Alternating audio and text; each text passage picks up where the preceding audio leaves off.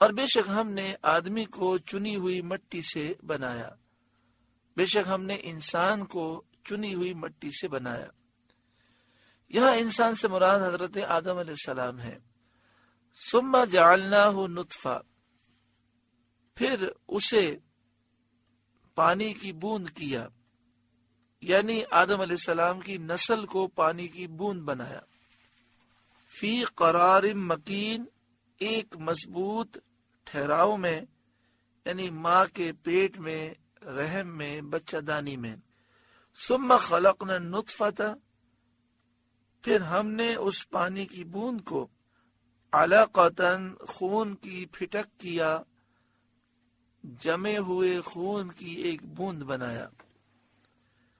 فخلقنا العلقۃ مضغۃ، پھر خون کی پھٹک کو، جمے ہوئے خون کے اس نقطے کو گوشت کی بوٹی بنایا۔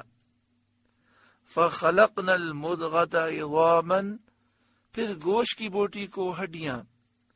فکسونا العظام لحما، پھر ان ہڈیوں پر گوشت پہنایا۔ ثم انشأناہ خلقا آخر، پھر اسے اور صورت میں اٹھان دی، یعنی اس میں روح ڈالی اور اس بے جان کو جاندار کیا، اسے بولنے کی صلاحیت، سننے کی صلاحیت اور دیکھنے کی صلاحیت عنایت فرمائی۔ کیا رب کی شان و عظمت ہے جس نے چربی کو دیکھنے کی صلاحیت دی۔ آنکھ وہ چربی ہے۔ جس نے ہڈی کو سننے کی صلاحیت دی، کان کی ہڈی کو۔ جس نے گوشت کی بوٹی کو بولنے کی صلاحیت دی، زبان کو۔ فتبارک اللہ احسن الخالقین، تو بڑی برکت والا ہے اللہ، سب سے بہتر بنانے والا۔ ثم انکم بعد ذلک لمیتون، پھر اس کے بعد تم ضرور مرنے والے ہو۔ جو تمہارے نصیب میں عمر لکھی ہے وہ عمر پوری کر کے۔ ثم انکم یوم القیامت تبعثون، پھر تم سب قیامت کے دن اٹھائے جاؤ گے، حساب کے لیے اور بدلے کے لیے۔ وَلَقَدْ خَلَقْنَا فَوْقَكُمْ سَبْعَ طَرَائِقَ، اور بے شک ہم نے تمہارے اوپر 7 راستے بنائے۔ یہاں 7 راستوں سے مراد 7 آسمان ہیں جو فرشتوں کے لیے چڑھنے اور اترنے کے راستے ہیں۔ وَمَا كُنَّا عَنِ الْخَلْقِ غَافِلِينَ، اور ہم مخلوق سے بے خبر نہیں۔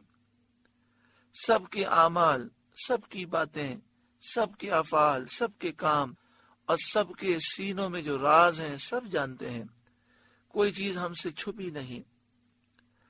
وَأَنزَلْنَا مِنَ السَّمَاءِ مَاءً بِقَدَرٍ، اور ہم نے آسمان سے پانی اتارا ایک اندازے پر، بارش ایک اندازے پر جتنا ہمارے علم اور حکمت میں مخلوق کی حاجتوں کے لیے چاہیے۔ اس سے معلوم ہوا کہ بارش جب برستی ہے تو ہماری حاجت کے مطابق برستی ہے، لیکن چونکہ ہم نے بارش کے جو قدرتی بارش کا نظام تھا اور زمین کا قدرتی نظام تھا اس کو ہم نے بدل دیا، تو اس سے یہ پانی ہمارے لیے نقصان کا باعث ہوتا ہے۔ اگر نظام بنائیں تو یہ بارشیں ہماری بہت زیادہ ترقی کا باعث ہو سکتی ہیں۔ اللہ تعالیٰ سے دعا کریں اللہ پاکستان کی غیب سے مدد فرمائے، اللہ تعالیٰ پاکستان میں اسلامی نظام مصطفیٰ نصیب فرمائے اور اچھے حکمراں نصیب فرمائے۔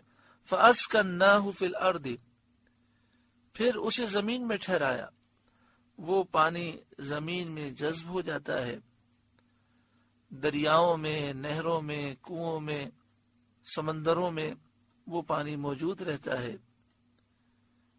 وَإِنَّا عَلَى ذَهَابٍ بِهِ لَقَادِرُونَ، اور بے شک ہم اس کے لے جانے پر قادر ہیں۔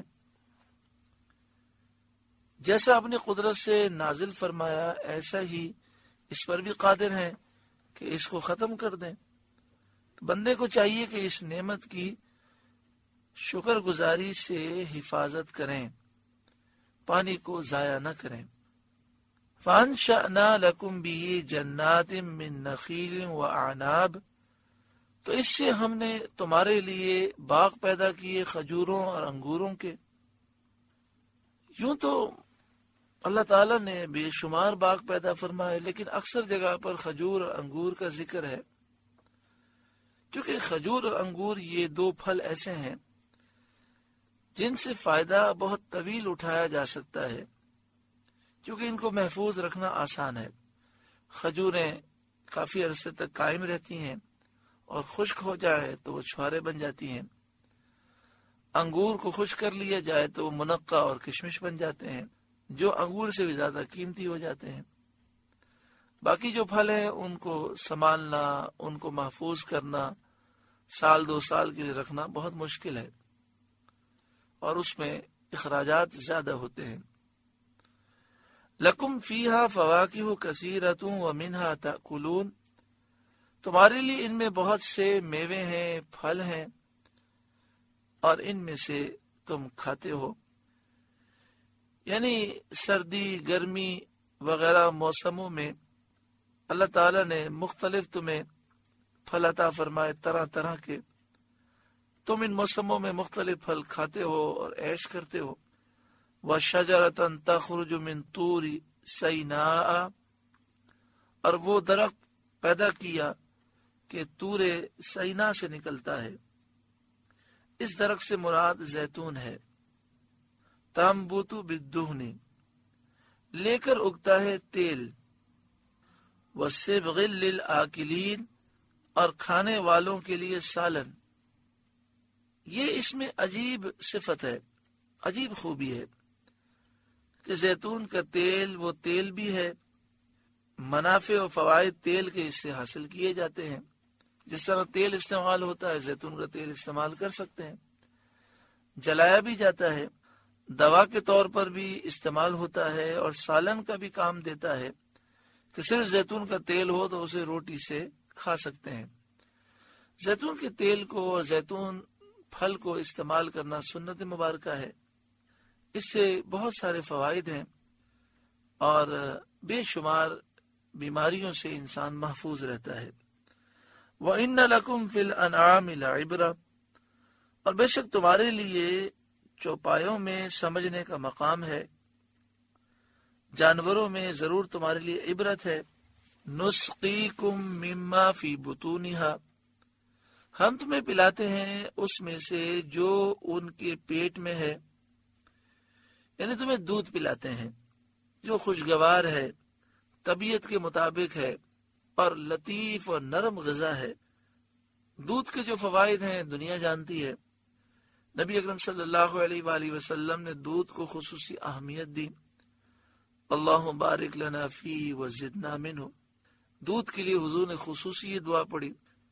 وَلَكُمْ فِيهَا مَنَافِعُ كَثِيرَةٌ، اور تمہارے لیے جانوروں میں اور بہت سے فائدے ہیں کہ ان جانوروں کے بال سے، کھال سے، اون سے اور دیگر چیزوں سے تم کام لیتے ہو. وَمِنْهَا تَأْكُلُونَ، اور ان سے تمہاری خوراک ہے کہ ان جانوروں کو ذبح کر کے کھا لیتے ہو. وَعَلَيْهَا وَعَلَى الْفُلْكِ تُحْمَلُونَ، اور ان جانوروں پر اور کشتی پر تم سوار کیے جاتے ہو. جانوروں پر تم خشکی میں سفر کرتے ہو اور کشتی پر دریاؤں سمندروں میں سفر کرتے ہو. سورہ مومنون کا پہلا رکوع مکمل ہوا. اس رکوع میں کتنی نعمتوں کا ذکر ہے. اللہ تعالی ہمیں شکر کرنے کی توفیق عطا فرمائے اور نور قرآن پاک سے ہمارے قلوب کو روشن منور فرمائے.